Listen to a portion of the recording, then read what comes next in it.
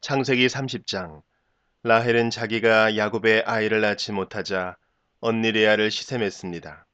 라헬이 야곱에게 말했습니다. 나에게도 아이를 주세요. 그렇지 않으면 죽어버리겠어요. 야곱이 라헬에게 크게 화를 내며 말했습니다. 아이를 낳을 수 없게 하신 분은 하나님이신데 나더러 어떻게 하란 말이요? 내가 하나님을 대신하란 말이요? 라헬이 말했습니다. 여기 제 몸종 비라가 있으니 비라와 함께 주무세요. 그래서 비라를 통해 나도 아이를 가질 수 있게 해주세요. 그녀가 아이를 낳아 내 무릎 위에 놓아줄 것입니다. 라헬은 자기 몸종 비라를 야곱의 아내로 주었습니다. 야곱은 비라와 함께 잤습니다. 비라가 임신을 해서 야곱에게 아들을 낳아 주었습니다.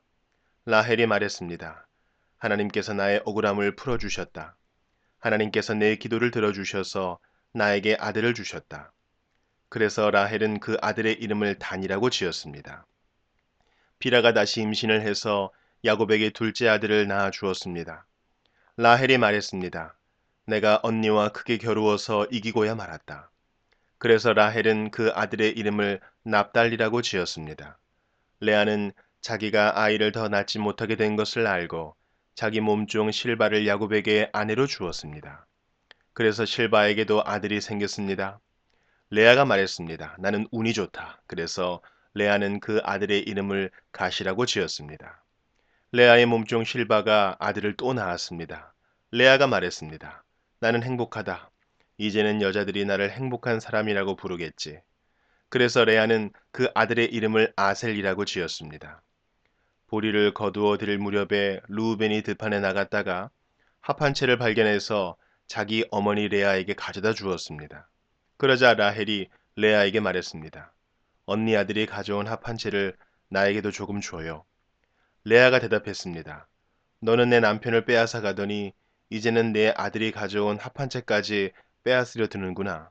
그 말을 듣고 라헬이 말했습니다.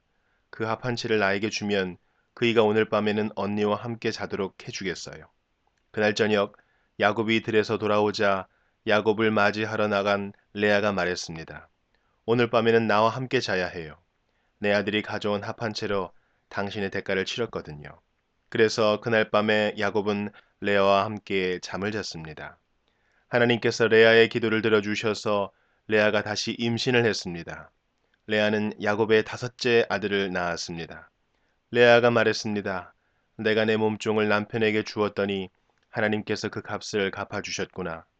그래서 레아는 그 아들의 이름을 이사갈이라고 지었습니다. 레아가 또 임신을 하여 야곱에게 여섯째 아들을 낳아 주었습니다. 레아가 말했습니다. 하나님께서 나에게 좋은 선물을 주셨다. 내가 여섯째 아들을 낳았으니 이제는 남편이 나를 존중해 주겠지. 그래서 레아는 그 아들의 이름을 스불론이라고 지었습니다. 그 후에 레아는 딸을 낳고 이름을 디나라고 지었습니다. 하나님께서 라헬을 기억하시고 라헬의 기도를 들어주셔서 라헬도 아이를 낳을 수 있게 해주셨습니다. 라헬이 임신을 해서 아들을 낳았습니다. 라헬이 말했습니다. 하나님께서 나의 부끄러움을 없애주셨다. 라헬은 하나님께서 나에게 아들을 더 주셨으면 좋겠다 라고 말하면서 그 아들의 이름을 요셉이라고 지었습니다.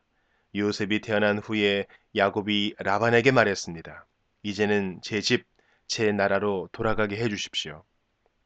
제가 장인어른을 위해 일해드리고 얻은 아내와 자식들을 데리고 돌아가게 해주십시오.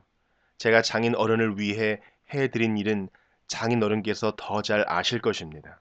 라반이 말했습니다. 괜찮다면 나와 함께 계속 있게나 여호와께서 나에게 복을 주신 것이 다 자네 때문인 것을 내가 예측하여 알고 있었네.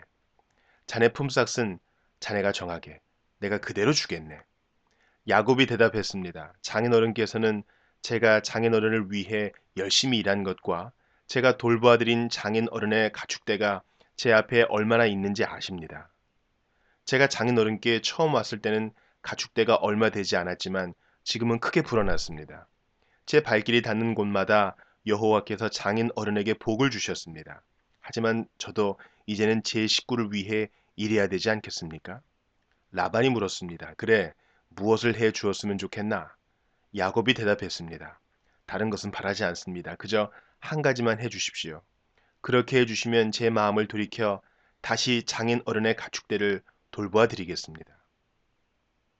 오늘 제가 장인 어른의 모든 가축대 사이로 다니면서 점이 있거나 얼룩이 졌거나 검은 새끼 양과 점이 있거나 얼룩이 진 새끼 염소를 골라낼 테니 그것을 저에게 주십시오.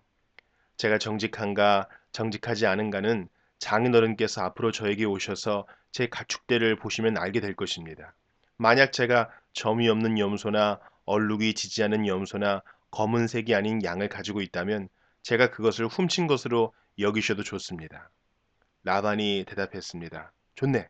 자네 말대로 하겠네. 그러나 그날 라반은 몸에 줄무늬나 점이 있는 순염소들을 따로 떼어 놓았습니다.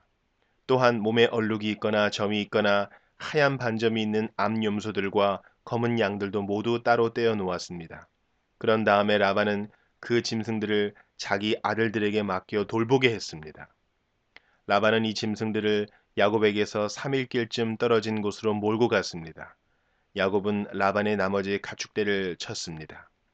야곱은 버드나무와 살구나무와 신풍나무 가지를 꺾은 다음에 껍질을 벗겨내서 나무 껍질에 하얀 줄무늬를 만들었습니다.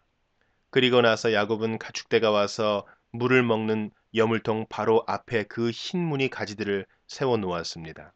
가축들은 물을 먹으러 와서 새끼를 뱉는데 염소들이 그 흰 무늬 가지 앞에서 새끼를 뱉습니다. 그러자 그 사이에서 흰 무늬가 있거나 얼룩이 졌거나 점이 있는 새끼 염소가 태어났습니다. 야곱은 그 새끼들을 따로 떼어 놓았습니다. 야곱은 라반의 가축 가운데서 줄무늬가 있거나 검은 가축들을 따로 떼어 놓았습니다. 가축대 가운데서 튼튼한 짐승들이 새끼를 베려고 하면 야곱은 그 짐승들의 눈앞에 가지를 놓았습니다. 그래서 짐승들이 그 가지 앞에서 새끼를 베게 했습니다. 하지만 약한 짐승들이 새끼를 베려고 하면 야곱은 그 앞에 가지를 놓지 않았습니다. 그래서 약한 것들은 라반의 것이 되고 튼튼한 것들은 야곱의 것이 되었습니다. 이렇게 해서 야곱은 큰 부자가 되었습니다. 야곱은 가축대와 남종과 여종, 그리고 낙타와 나귀를 많이 가지게 되었습니다.